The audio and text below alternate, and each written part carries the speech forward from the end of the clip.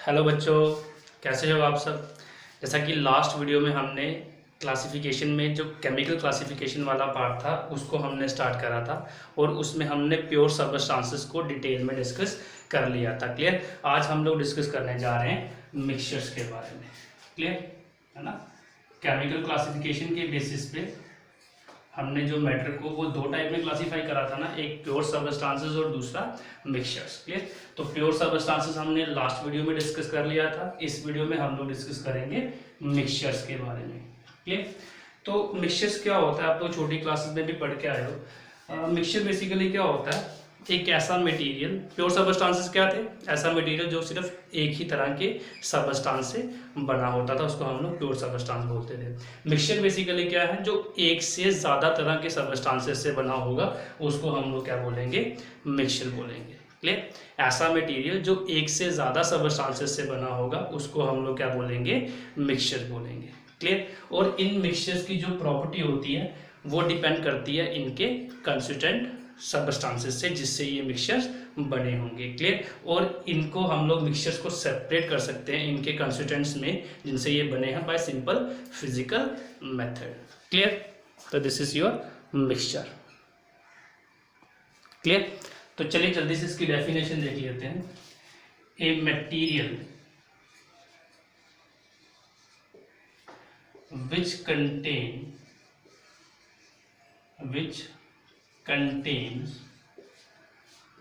which is made up of more than one kind of substances are called mixture. More kind of substances in any proportion, ये word हम लोग add कर सकते हैं, in any proportion is called your mixtures. Clear. Mixtures क्या होता है बेटा, ऐसे मटेरियल विच कंटेन या which is made up of more than one kind of substances. Clear. जो एक या एक से ज्यादा तरह के सब्सटेंसेस से बने हों इन एनी प्रोपोर्शन, मतलब उन सब्सटेंसेस से जिनसे ये बने हैं उनको किसी भी प्रोपोर्शन में मिक्स किया जा सकता है। हालांकि ये जो बात है ये बिल्कुल 100% सही नहीं है, लेकिन फिर भी ऑलमोस्ट ये बात सही होती है। क्लियर। तो हम लोग देखेंगे वो एक केस जिसमें ये बात कहीं पे पूरी तरीके से वैलिड नहीं होगी। क्लियर। तो a material which contains more than one kind of substance, ऐसा मटेरियल जिसके अंदर एक से ज्यादा तरह का सब्सटेंस हो या which is made up of more than one kind of substance is called your mixture. Clear. और उन सब्सटेंसेस को, डिफरेंट सब्सटेंसेस को किसी भी प्रोपोर्शन में मिक्स किया जा सकता है। क्लियर। और एक कहीं पे आपकी बात वैलिड नहीं होगी ये वाली इन एनी प्रोपोर्शन वाली। क्लियर। तो वो हम आगे जाके डिस्कस कर लेंगे। क्लियर। तो दिस इज कॉल्ड मिक्सचर। अब नेक्स्ट बात क्या है इंपॉर्टेंट मिक्सचर्स में, कि हम लोग मिक्सचर को सेपरेट कर सकते हैं उनके कंस्टिट्यूएंट में जिनसे वो बने हैं बाय सिंपल फिजिकल मेथड, मतलब कुछ भी फिजिकल मेथड जैसे फिल्ट्रेशन हो गया, बॉइलिंग हो गया। क्लियर। सॉल्युबल करके, सॉल्युबिलिटी के साथ, मतलब कोई भी फिजिकल मेथड लगा के हम मिक्सचर्स को सेपरेट कर सकते हैं उनके कंस्टिट्यूएंट सब्सटेंसेस में। क्लियर। तो further a mixture can be separated into its constituent होगी जिससे वो बना होगा। Clear. Into constituents bye simple physical method. Clear. Simple physical method से हम लोग इनको सेपरेट कर सकते हैं। क्लियर। और जो प्रॉपर्टीज होंगी मिक्सचर्स की वो एक्चुअली प्रॉपर्टीज किसकी होंगी, उन कंस्टिट्यूएंट्स की जिनसे आपके मिक्सचर्स बने होंगे। Clear. So the properties of the mixtures, the properties of the mixture is the property of its constituent. Clear. तो ये मिक्सचर्स के बारे में दो तीन बातें हैं जो हमने समझनी है। मतलब जो प्रॉपर्टीज आपको मिक्सचर्स की दिखेंगी वो एक्चुअल प्रॉपर्टीज किसकी होंगी, जो उसके कॉन्स्टिट्यूएंट सब्सटेंसेस की होंगी जिससे वो मिक्सचर मिलके बने होंगे। तो what is mixture? A material which contain more than one kind of substances in any proportion is called mixture. Further a mixture can be separated into its constituent by simple physical method. Clear? The properties of the mixture is the properties of its constituent. Clear? कि जो mixture की properties होती है वो actually में किसकी properties होती हैं? जिस कंसिस्टेंट से मिक्सचर आपका बना होगा, और मिक्सचर्स को आप लोग सेपरेट कर सकते हो उनके कंसिस्टेंट्स में बाय सिंपल फिजिकल मेथड. तो this is the definition of mixture. I hope आपको क्लियर हो गया होगा. अब हमने क्लासिफिकेशन ट्री में देखा था, मेटल क्लासिफिकेशन ट्री जो हमने बड़ी पहली वीडियो में बनाया था, उसमें हमने देखा था कि मिक्सचर हमारे पास दो तरह के होते हैं, है ना, एक होमोजीनियस और एक हेट्रोजीनियस. आप लोग छोटी क्लासेस में भी पढ़ के आए होंगे, तो जल्दी से मैं आपको बता दूंगा होमोजीनियस और हेट्रोजीनियस मिक्सचर्स क्या होते हैं. क्लियर? तो नेक्स्ट आएगा इसमें टाइप्स ऑफ मिक्सचर्स. क्लियर? तो दो तरह के होते हैं, homogeneous mixtures and heterogeneous mixture. सबसे पहले बात करेंगे हम लोग होमोजीनियस मिक्सचर की. तो बहुत आसान है. होमोजीनियस मिक्सचर क्या होता है बेटा? ऐसे मिक्सचर, किसी मिक्सचर्स को हम लोग होमोजीनियस मिक्सचर तब बोलते हैं जब उसकी कंपोजिशन क्या होती है? यूनिफॉर्म होती है थ्रू आउट द मिक्सचर्स. मतलब पूरे मिक्सचर में कहीं भी अगर आप उनके कंसिस्टेंस की जो वो प्रोपोर्शन चेक करोगे, कंपोजिशन चेक करोगे, तो वो आपको क्या मिलेगी? यूनिफॉर्म मिलेगी. क्लियर? तो एक mixture is said to be homogeneous. A mixture is said to be homogeneous if its composition is uniform. Clear? Throughout. बड़ी आसान सी बात है, ये समझने की कोशिश करेंगे. यूनिफॉर्म का मतलब यहाँ पे क्या है? देखिए, ऐसे मिक्सचर को या किसी मिक्सचर को हम लोग होमोजीनियस कब बोलेंगे? जब उस मिक्सचर की कंपोजिशन जो है वो क्या होगी? यूनिफॉर्म होगी थ्रू आउट. हम लोग मान लेते हैं एक छोटे से एग्जांपल से कि हमारे पास एक कंटेनर है, इसमें मैंने दो सबस्टांसेस को मिक्स कर दिए, एक है ए और दूसरा है बी. क्लियर? तो ये आ गया ना, ए बी. यहाँ इस तरीके से ले सकते हैं कि मैंने ये वाटर लिया था और वाटर के अंदर मैंने क्या मिक्स कर दिया? NaCl. तो ये मिक्सचर किसका है? ये जो होमोजीनियस मिक्सचर है ये किसका है? NaCl और वाटर का. क्लियर? मैंने एग्जांपल ले ली किसकी? NaCl और वाटर के मिक्सचर की. जो मिक्सचर होता है NaCl और वाटर का वो क्या होता है? होमोजीनियस होता है. अब हम इससे समझेंगे कि यूनिफॉर्म का मतलब क्या है. अब देखो, मान लेते हैं कि यहाँ पे मैंने 1 लीटर वाटर ले लिया था. क्लियर? उसमें मैंने 100 ग्राम साल्ट जो है वो डिजोल्व करा था. क्लियर? तो अगर मैं यहाँ पे इसको 1000 ml लिख देता हूँ 1 लीटर की जगह, तो अगर मैं यहाँ पे इनका रेशियो निकालूँ कंपोजिशन की, तो वो क्या निकलेगी? 1:10. मतलब for every 10 part of water हमारे पास कितने पार्ट NaCl के होंगे? 1 part. This is the composition, है ना. इसी रेशियो में मिक्स किया, इसी प्रोपोर्शन में हमने मिक्स किया ना. हमने अभी पढ़ा था इन एनी प्रोपोर्शन. क्लियर? तो हमने किस प्रोपोर्शन में मिक्स करा NaCl और वाटर को? 1:10. मतलब for every 10 part of water there is 1 part of NaCl. अब यूनिफॉर्म कंपोजिशन का मतलब क्या है कि आप लोग कहीं भी चेक करेंगे, किसी भी पर यूनिट वॉल्यूम में, मैं यहाँ से ले लेता हूँ, यहाँ से ले लेता हूँ, यहाँ से ले लूंगा, मतलब किसी भी पर यूनिट, क्या, किसी भी per unit of volume. Clear? किसी भी per unit volume of solution को अगर आप वहां से लेंगे और उसमें अगर आप चेक करेंगे कंपोजिशन किसकी? NaCl और वाटर की, तो आपको यही रेशियो मिलेगी. This is called uniform composition. क्या कि आप लोग कहीं से भी, पूरे कंटेनर में कहीं से भी एक यूनिट वॉल्यूम उठा लीजिए किसका? सॉल्यूशन का, तो उसमें जो रेशियो मिलेगी, जो प्रोपोर्शन मिलेगी NaCl और वाटर की, वो क्या होगी? 1:10. मतलब नमक पूरे तरीके से इक्वली डिस्ट्रीब्यूट हो जाएगा पूरे वाटर के अंदर, हर पार्ट में इक्वली मिक्स होगा कौन? आपका salt. Clear? This is called uniform composition. फिर से बता देता हूँ कि कहीं से भी एक यूनिट वॉल्यूम उठा लीजिए और वहां पे चेक करिए रेशियो किसका? NaCl और वाटर का, तो आपको रेशियो क्या मिलेगा? सेम मिलेगा, that is 1:10. Clear? This is called uniform composition. Clear? तो ऐसे मिक्सचर या उन मिक्सचर को हम लोग होमोजीनियस बोलते हैं जिनकी कंपोजिशन क्या होती है? यूनिफॉर्म होती है थ्रू आउट. क्लियर? अब कुछ और भी इंपॉर्टेंट बातें होती है होमोजीनियस मिक्सचर के बारे में, उसकी हम लोग बात कर लेते हैं. क्लियर? एग्जांपल्स और भी बहुत सारी हैं, मैंने यहाँ पे एक एग्जांपल देके समझाया, अभी और भी एग्जांपल बताऊंगा. क्लियर? तो कुछ और भी यहाँ पे चीज़ें होती हैं होमोजेनियस मिक्सचर के बारे में, वो भी हम लोग एक एक करके देख लेते हैं। जो कंपोनेंट्स होते हैं, कंपोनेंट्स मतलब जिससे मिक्सचर बना होगा, components of homogeneous mixture, homogeneous mixture are not visible with naked eyes and under microscope। Clear? जो कंपोनेंट्स होते हैं हमारे होमोजेनियस मिक्सचर के, उनको हम लोग नेक्ड आई से नहीं देख सकते। क्लियर? नेक्ड आई से हम लोग उनको अगर आंखों से देखने की कोशिश करेंगे तो हमें दिखते नहीं है। क्लियर? मतलब जो हमने दो कंपोनेंट मिक्स करे जैसे NaCl और वाटर, तो हमें अलग अलग वो नहीं दिखेंगे। क्लियर? हमें वो एक ही तरह से दिखेंगे। क्लियर? तो not visible with necked eyes and under microscope. अगर आप माइक्रोस्कोप लेके भी देखना चाहोगे ना नमक को या वाटर को सेपरेट तरीके से, तो आप लोग नहीं देख पाओगे, आपको एक ही फेज दिखेगा सॉल्यूशन का। तो नेक्स्ट भी पॉइंट हमारा यही है कि the homogeneous mixtures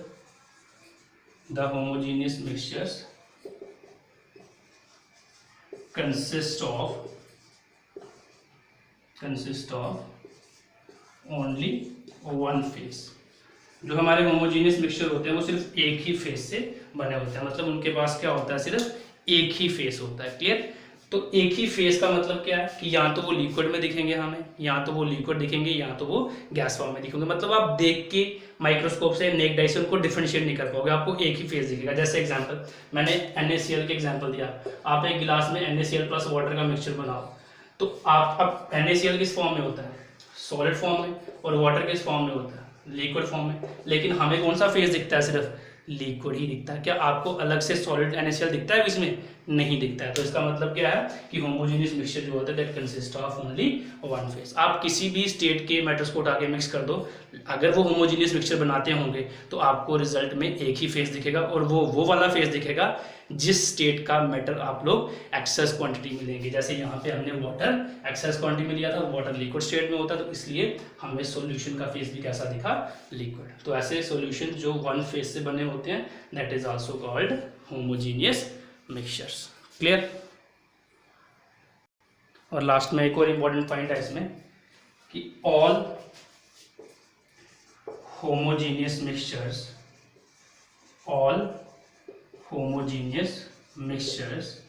are called solutions. जितने भी हमारे होमोजेनियस मिक्सचर होते हैं उनको हम लोग क्या बोलते हैं, सॉल्यूशंस बोलते हैं, दे आर सॉल्यूशंस। क्लियर? अब मैं आपको कुछ एग्जांपल्स बता देता हूँ मैं होमोजेनियस मिक्सचर की, है ना। तो एग्जांपल देख लेते हैं। Mixture of NaCl in water, एक ये एग्जांपल आ गई। क्लियर? फिर एलॉयज, जितने भी आपके एलॉयज होते हैं दे आर होमोजेनियस मिक्सचर, है ना। स्टील में काफ़ी सारी चीज़ें पड़ी होती हैं, आपको सिर्फ स्टील की ही आउटकम दिखती है, बाकी चीज़ मेटल से जैसे निकल उसके अंदर पड़ा है वो आपको दिखता नहीं है ना। आपको एक ही तरह का जो है बाहर से अपीयरेंस दिखती है, एक ही जैसी। कहीं से भी आपको यूटेंसिल ले लो, आपको एक ही तरह की अपीयरेंस दिखेगी। आपको मेटल जो डाले हैं, क्योंकि सभी मेटल्स का कलर अलग अलग होता है, तो आपको किसी भी मेटल का कलर अलग से नहीं दिखता है, सिर्फ एक ही कलर दिखता है जो स्टील का एक्चुअल में होता है। जैसे ब्रास, पीतल होगी आपकी जो है ना, अलॉयज में जैसे ब्रास आ गई आपकी, है ना, ब्रॉन्ज आ गया आपका, एक्सेट्रा। तो आपको सिर्फ एक ही अपीयरेंस दिखती है जो बाद में एक्चुअल एलॉय बनता है। आपको जो कंस्टिट्यूएंट है उसके जिन मेटल से वो एलॉय बना है वो आपको डिफरेंट नहीं दिखते हैं। तो they are homogeneous mixture. Clear? फिर air is a homogeneous mixture, clear? Different gases होती हैं, नाइट्रोजन होती है ना, नाइट्रोजन, ऑक्सीजन, है ना, कार्बन डाइऑक्साइड एक्सेट्रा, ये सारी गैसेस आपको कहाँ दिखती हैं, एयर में। क्लियर? तो air is a homogeneous mixture. लेकिन अगर हम लोग डस्ट पार्टिकल को बाहर निकाल दें तो these are the examples of homogeneous mixture. Clear?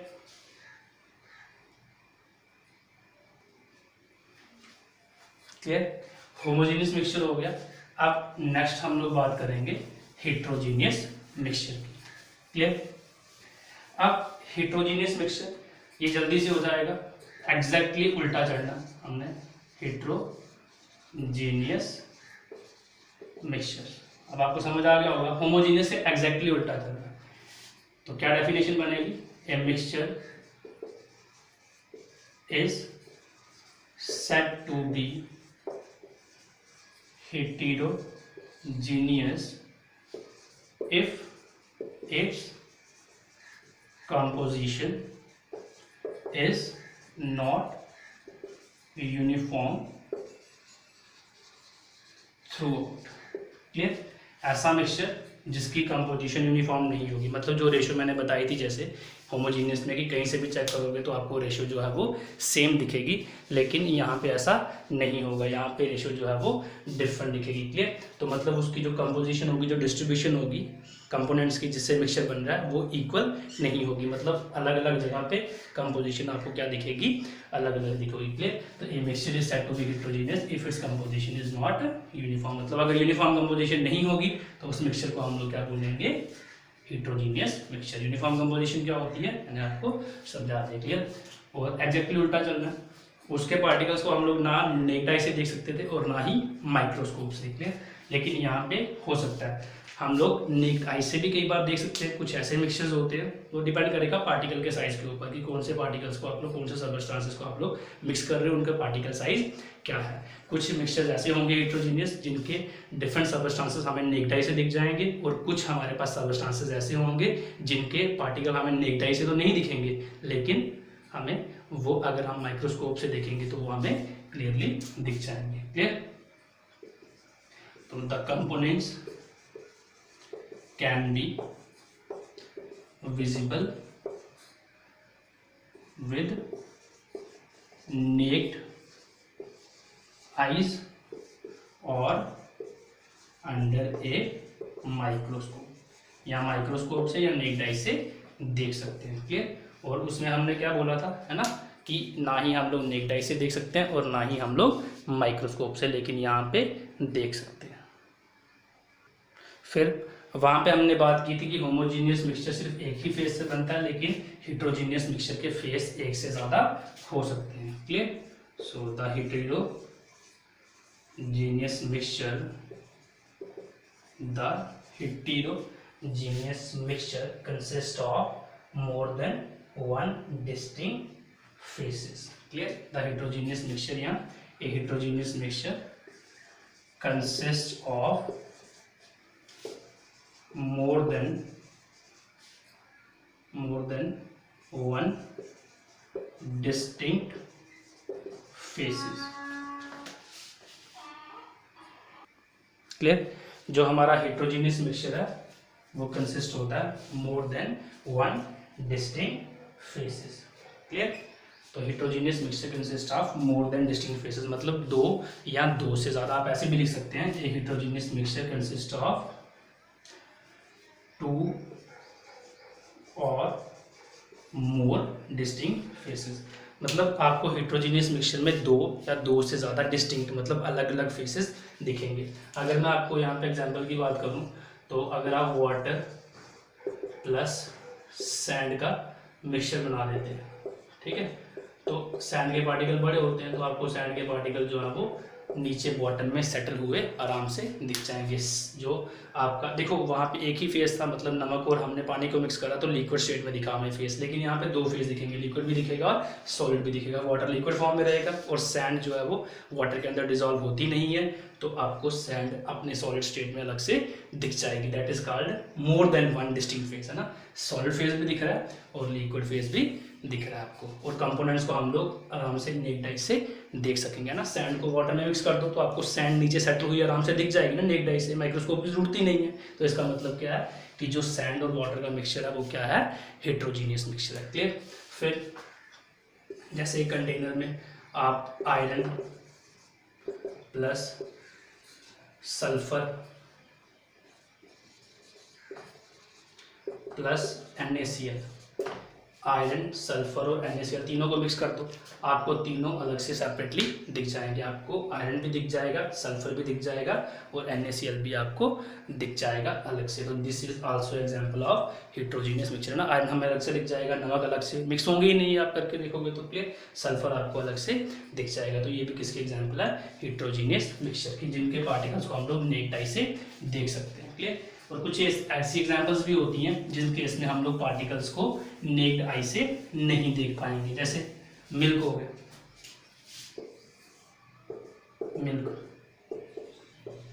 Milk is a heterogeneous mixture. Milk भी आपका क्या है, एक हेटेरोजीनियस मिक्सचर है। लेकिन मिल्क अगर आप देखते हो तो आपको सामने उसका एक ही फेस दिखता है, वाइट कलर दिखता है, उसका लिक्विड में होता है वाइट कलर होता है, और तो आपको कुछ दिखता नहीं है। लेकिन स्टिल मिल्क क्या है, हेटेरोजीनियस मिक्सचर। और बेसिकली मिक्स आपका मिल्क है क्या, fat suspended in liquid. Fat suspended in liquid. Clear. Fat suspended in liquid is basically what, आपका मिल्क। मिल्क क्या होता है, fat suspended in milk. Clear. लेकिन जो फैट सस्पेंड हुआ लिक्विड के अंदर, उसको आप लोग नेक्ड आई से नहीं देख सकते। तो उसके लिए आपको माइक्रोस्कोप की जरूरत पड़ेगी। Seen under microscope. सिर्फ किसके अंदर देख सकते हो आप लोग, माइक्रोस्कोप के थ्रू ही देख सकते हो। नेक्ड आई से आप लोग मिल्क का जो फैट सस्पेंड हुआ लिक्विड के अंदर, वो आप लोग सेपरेटली नहीं देख सकोगे। क्लियर। तो this is your heterogeneous mixture. Milk भी किसकी एग्जांपल है, हेटेरोजीनियस मिक्सचर की, और ये भी कुछ एग्जांपल्स हैं किसकी, हेटेरोजीनियस मिक्सचर्स की। क्लियर। तो these are the example of heterogeneous mixture. कुछ के पार्टिकल्स को, कुछ के फेसेस को नेक्ड आई से देख सकते हैं, लेकिन कुछ को नहीं देख सकते हैं। क्लियर। आई होप आपको क्लियर हो गया होगा हेटेरोजीनियस मिक्सचर भी। क्लियर। और भी हम लोग इसमें एग्जांपल ले सकते हैं, 3 एग्जांपल तो ये है। फिर एयर प्लस डस्ट पार्टिकल्स। वैसे मैंने आपको क्या बताया कि air is a homogeneous mixture, लेकिन अगर हम डस्ट पार्टिकल को ले लेते हैं, और डस्ट पार्टिकल आपको पता है किस में होता है, सॉलिड फॉर्म में होते हैं, तो सॉलिड में गैस स्टेट मिक्स नहीं होती है ना। तो उस केस में हम लोग कहेंगे, अगर आप लोग एयर के साथ डस्ट पार्टिकल भी कंसीडर कर रहे हो, तो हम लोग बोलेंगे ये कौन सा मिक्सचर है, हेटेरोजीनियस मिक्सचर। क्लियर। वैसे एयर क्या होता है, होमोजीनियस मिक्सचर होता है डिफरेंट गैसेस का। लेकिन अगर आप डस्ट पार्टिकल को भी साथ में इंक्लूड कर रहे हो, तो this is your heterogeneous mixture. Clear. तो दीज आर सम एग्जांपल। और भी एग्जांपल आप लोग कलेक्ट करने की कोशिश करना। क्लियर। और कमेंट बॉक्स में मुझे वो सारे एग्जांपल्स को कलेक्ट करके बताना। क्लियर।